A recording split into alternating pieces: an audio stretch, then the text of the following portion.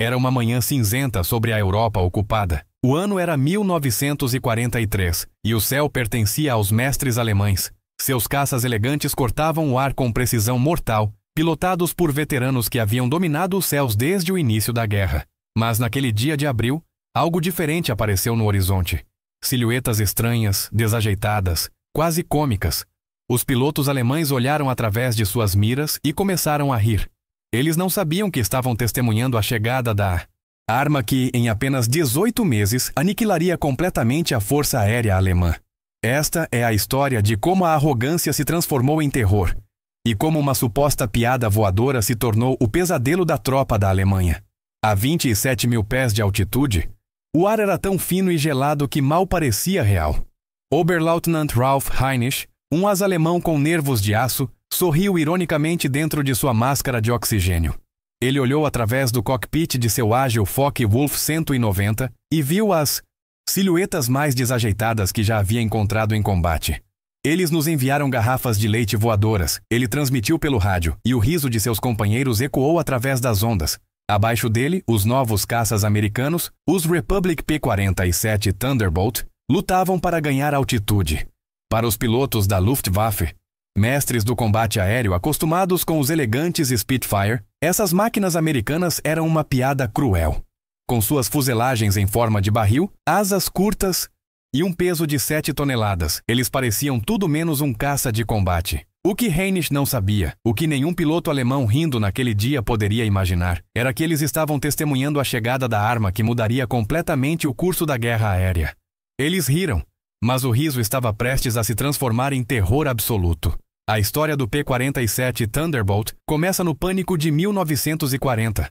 Com a França caindo e a Luftwaffe dominando os céus europeus, o Bundesdienst Exército dos Estados Unidos percebeu que seus caças atuais eram perigosamente obsoletos. Eles precisavam de um interceptor de alta altitude capaz de enfrentar os melhores caças alemães. A Republic Aviation, liderada pelo brilhante engenheiro Alexander Kartveli, recebeu a ordem urgente.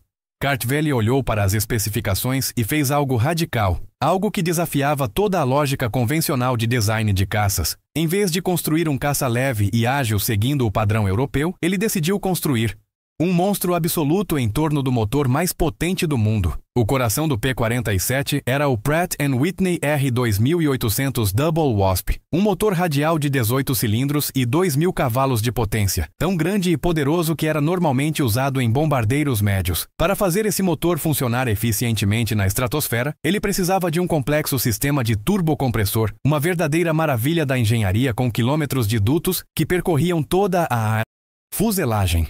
Para se ter uma ideia da escala, todo o sistema de dutos, intercoolers e o próprio turbocompressor pesavam sozinhos mais do que um caça Spitfire inteiro. Foi isso que deu ao P-47 sua icônica e massiva aparência de barril. Será um dinossauro, admitiu Kartveli à sua equipe de engenheiros. Mas será um dinossauro com proporções perfeitas. Quando o protótipo voou pela primeira vez em maio de 1941, ele chocou a todos que o viram. Era a maior e mais pesada aeronave de caça monomotora já construída até aquele momento, e era rápida, incrivelmente rápida, capaz de atingir velocidades que outros caças só sonhavam. Mas havia um problema, era um pesadelo absoluto de pilotar. O Major Hubert Hub Zemke, comandante do 56º Grupo de Caça, a primeira unidade a receber os Thunderbolts, detestou o avião desde o primeiro voo. Seus pilotos, acostumados a máquinas ágeis e responsivas, agora estavam amarrados a uma locomotiva voadora. P-47 era implacável com erros de pilotagem.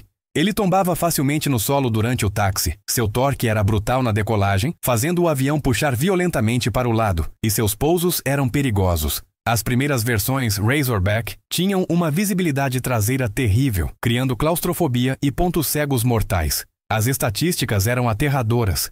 Entre setembro de 1942 e janeiro de 1943, antes mesmo de ver um único avião alemão em combate, o 56º Grupo de Caça perdeu 18 pilotos e 41 aeronaves em acidentes de treinamento. O P-47 estava matando mais americanos do que os alemães. Quando os pilotos da Luftwaffe os encontraram pela primeira vez em combate real em abril de 1943, seus medos pareciam completamente justificados. Os P-47 não conseguiam virar com os Focke-Wulf, não conseguiam subir com os Messerschmitt. Os pilotos Alemães, veteranos de 1000 batalhas, desenvolveram táticas instantâneas para humilhá-los. Eles os atraíam para combates de baixa altitude, onde os pesados Thunderbolts eram lentos e desajeitados como elefantes tentando dançar. O asa alemão Joseph Pepys Priller relatou com desdém: "O novo caça americano é carne de abate. Voa como um caminhão, vira como um trem de carga e sobe como uma vaca prenha." Os pilotos britânicos da RAF zombavam que a melhor manobra evasiva em um P-47 era soltar o cinto de segurança e correr pela espaçosa cabine. As estatísticas iniciais eram sombrias e desanimadoras. 14 Thunderbolts perdidos para apenas 3 vitórias confirmadas contra caças alemães. A garrafa de leite voadora parecia destinada ao fracasso completo e ao esquecimento, mas algo estranho estava acontecendo nos céus da Europa, algo que os relatórios de combate alemães não conseguiam explicar. Os P-47 que eram atingidos simplesmente não morriam, eles absorviam punição que destruiria qualquer outro caça e continuavam voando. O primeiro vislumbre da verdadeira natureza do P-47 não veio de uma vitória gloriosa, mas de uma sobrevivência impossível. Em 26 de junho de 1943, o tenente Robert S. Johnson, um jovem piloto do 61º Esquadrão de Caça, estava retornando de uma missão de escolta sobre a Alemanha. Sua formação de 48 Thunderbolts foi emboscada por 16 Focke-Wulf 190, liderados por um dos melhores ases da Alemanha. Os alemães executaram um ataque perfeito, mergulhando diretamente do sol. O Thunderbolt de Johnson, voando na retaguarda da formação, foi pego no fogo cruzado mortal. Projéteis de canhão de 20 mm explodiram por toda a sua aeronave. A cobertura da cabine se estilhaçou em 1000 pedaços.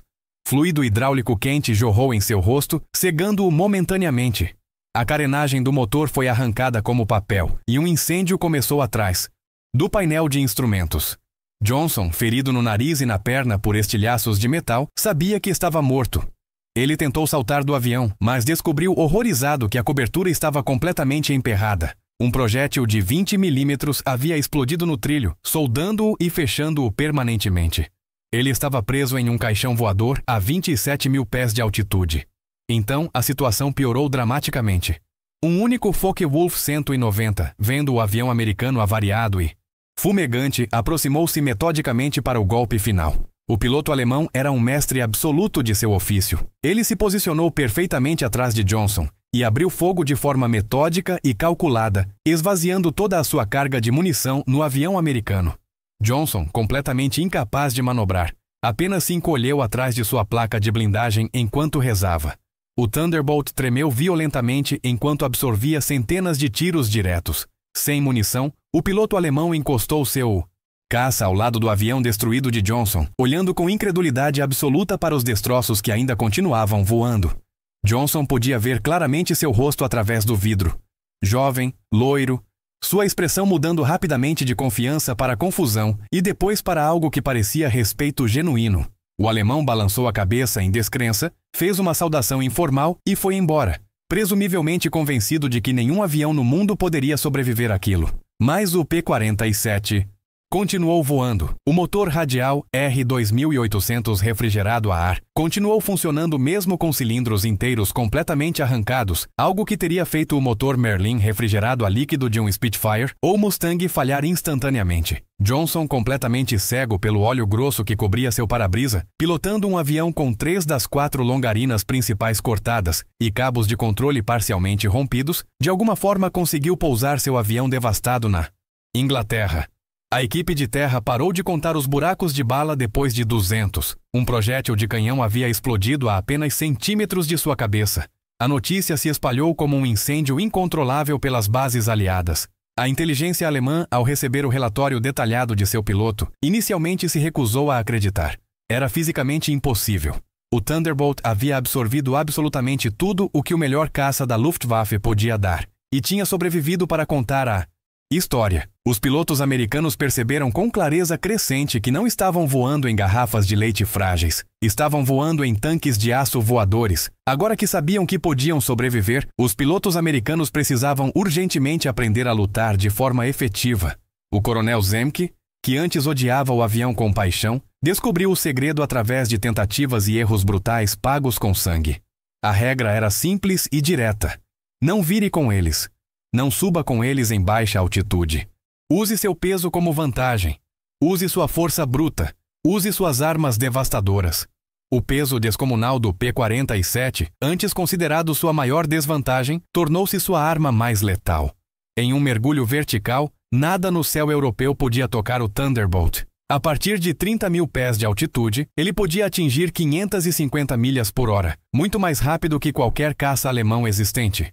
Essa velocidade brutal poderia ser convertida em uma subida zoom que deixava os perseguidores alemães para trás, impotentes. A tática revolucionária Boom and Zoom nasceu. Mergulhe do sol como um falcão, atinja o inimigo com velocidade esmagadora e suba de volta para a segurança das alturas. E então havia as armas. Os pilotos alemães que sobreviveram ao primeiro encontro real com as 8 metralhadoras Browning, calibre 50, descreveram a experiência não como um ataque de caça, mas como um bombardeio. O P-47 carregava 3.400 cartuchos de munição, o suficiente para disparar por mais de 30 segundos contínuos de fogo ininterrupto. Um caça alemão com sua carga limitada de canhão tinha sorte se tivesse 10 segundos de fogo antes de ficar sem munição. A 300 jardas de distância, os 8 canhões convergiam perfeitamente para uma zona de destruição do tamanho de um homem. Qualquer coisa pega ali não era apenas abatida, era completamente desintegrada. A verdadeira prova de fogo veio em 17 de agosto de 1943, na infame missão Schweinfurt-Regensburg. Enquanto os bombardeiros B-17 voavam sem escolta adequada para o desastre, os P-47 os levaram o mais longe que seus tanques de combustível permitiam. Foi lá que a lenda da chuva de chumbo nasceu definitivamente. O Major David Schilling, liderando seu esquadrão, encontrou uma formação de caças pesados Messerschmitt 110 Destroyer. Esses eram os caças especializados em matar bombardeiros, armados com foguetes e canhões pesados. Os Thunderbolts de Schilling mergulharam como martelos do céu. Um artilheiro alemão sobrevivente relatou mais tarde com voz trêmula. Os caças americanos desceram como martelos divinos. Abri fogo a 800 metros. Vi meus tiros atingirem a asa de um P-47. Ele nem sequer vacilou, então ele atirou. O avião à nossa frente simplesmente se desintegrou no ar. As asas foram arrancadas como brinquedo de papel. A cauda desapareceu. Em 2 segundos, um Messerschmitt 110 deixou completamente de existir. Em menos de 1 minuto de combate feroz, 8 desses caças pesados alemães foram apagados do céu. Os pilotos alemães nunca tinham visto nada remotamente parecido. O as polonês-americano Francis Gabi Gabreski, que se tornaria o maior as americano na Europa, descreveu o efeito com simplicidade brutal. Quando você os atinge com os 8 calibre 50, eles não caem graciosamente, eles explodem. A arrogância alemã estava se transformando rapidamente em medo visceral. Em 8 de outubro de 1943, o as alemão Hans Philipp, um herói nacional com 206 vitórias confirmadas, encontrou os P-47 a 28 mil pés de altitude. Em alta altitude, seu Focke-Wulf 190, projetado para altitudes médias, estava lento e pesado, sufocando por falta de oxigênio. Os P-47, com seus turbocompressores sofisticados, estavam em seu elemento natural. Robert S. Johnson, o mesmo piloto que havia sobrevivido ao massacre meses antes, mergulhou no avião de Philipp. Seu relatório foi clínico e frio. Abri fogo a 300 jardas. Observei impactos ao longo de toda a fuselagem. A aeronave inimiga explodiu instantaneamente. A morte de um dos maiores heróis da Alemanha nas mãos de um Juggernaut, como os americanos o chamavam, enviou ondas de choque pela Luftwaffe. Um relatório urgente foi enviado diretamente a Hermann Göring. O P-47 era uma ameaça crítica e existencial. Então, em janeiro de 1944, o P-47 evoluiu para uma forma ainda mais letal. Uma nova variante chegou equipada com uma hélice de 4 pás largas. As novas lâminas mais largas mordiam o ar com eficiência incrível. A taxa de subida do P-47, sua maior fraqueza histórica, melhorou drasticamente, permitindo-lhe igualar ou até superar os caças alemães nas subidas. Mas ela fez algo mais psicologicamente devastador. Mudou completamente o som do avião. As pontas da hélice gigante agora atingiam velocidades supersônicas durante o voo, criando um rugido estrondoso e profundo que podia ser ouvido a quilômetros de distância. As tropas terrestres alemãs começaram a chamá-lo de Donnerschlag, o trovão. Não era mais uma garrafa de leite ridicularizada, era um presságio sombrio de morte. O as alemão Heinz Knock escreveu em seu diário pessoal: "Os gordos caças americanos aprenderam a escalar. Schmidt foi pego ontem e despedaçado completamente. Nada restou além de fumaça preta. Estas não são as mesmas máquinas de que rimos no ano passado. Deus nos ajude. Com a chegada do P-51 Mustang para assumir as missões de escolta de longo alcance até Berlim, o P-47 foi liberado para o papel que o tornaria o verdadeiro terror da Europa. O ataque ao solo. Seu peso, sua durabilidade lendária e seu poder de fogo devastador o tornaram o perfeito Jagd Bomber. Ele podia carregar uma carga de bombas equivalente a um bombardeiro, leve do início da guerra e ainda manter seus 3.400 cartuchos de munição. Após o dia D, os P-47 destruíram sistematicamente o exército alemão em retirada. Eles caçavam tanques, trens, caminhões e colunas de tropas com eficiência industrial.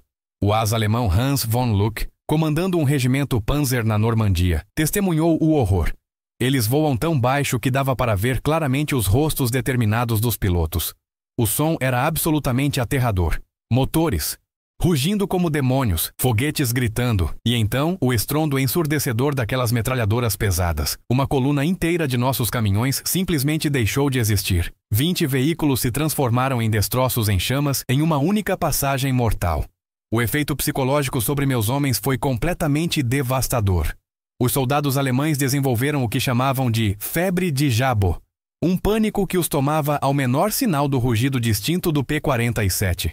As estatísticas eram impressionantes e aterradoras. Apenas em junho de 1944, os P-47 da 9ª Força Aérea reivindicaram 3.800 caminhões, 500 tanques e 9.000 locomotivas e vagões de trem destruídos. Eles estavam paralisando o exército alemão completamente por conta própria. A demonstração final da arrogância alemã sendo esmagada pelo poderio industrial americano veio em 1º de janeiro de 1945, na Operação Bodenplatte. Em uma tentativa desesperada de quebrar o poder aéreo aliado de uma vez por todas, a Luftwaffe lançou 900 caças contra os aeródromos aliados em um ataque surpresa massivo. O ataque foi bem sucedido inicialmente, destruindo 22 P-47 no solo na base I-34. Um piloto alemão capturado, ainda sorrindo com confiança, provocou o comandante da base, Major George Brooking. "O que você acha disso, americano?" A resposta de Brooking tornou-se uma lenda imortal. Ele Simon apontou calmamente para a pista, onde as equipes já estavam limpando os destroços com eficiência. "Amanhã teremos 40 aviões novos aqui. Quanto tempo vocês levarão para substituir os seus?" O sorriso do piloto alemão desapareceu instantaneamente. Em 48 horas, exatamente como prometido, 40 P-47 novinhos em folha, saídos diretamente das fábricas que produziam um avião completo a cada hora, preencheram a linha de voo. A Alemanha perdeu 213 pilotos. Naquele dia, muitos deles instrutores experientes e completamente insubstituíveis. Os aliados substituíram suas perdas materiais em uma semana. A guerra de desgaste havia terminado definitivamente. O poder industrial por trás do P-47 era algo que a mente alemã, focada obsessivamente na qualidade individual e na genialidade tática, não conseguia compreender. Os Estados Unidos produziram 15.683 P-47 durante a guerra. Eles produziam 30.000 pilotos por ano através de suas escolas de treinamento. Os pilotos alemães no final da guerra iam para o combate mortal com apenas 100 horas de voo de treinamento. Os pilotos de P-47 chegavam às unidades de combate com 400 horas ou mais. Era uma avalanche imparável de aço e chumbo, e o P-47 era a ponta mortal dessa lança. Nas semanas finais da guerra, a superioridade aérea aliada era tão absoluta que os pilotos de P-47 competiam literalmente entre si por alvos terrestres. Eles haviam evoluído de garrafas de leite ridicularizadas para os predadores alfa indiscutíveis do céu europeu. Até mesmo o revolucionário caça a jato Messerschmitt 262 não estava seguro de sua fúria. Os pilotos de P-47 descobriram rapidamente que podiam pegar os jatos quando eles estavam mais vulneráveis, decolando ou pousando, quando sua velocidade revolucionária não significava nada. Em março de 1940, e Pochowski-no-Sitiomos 5, o Major George Bostwick abateu um 262, provando que nem mesmo a tecnologia mais avançada da Alemanha podia escapar da brutalidade simples das 8 metralhadoras calibre 50.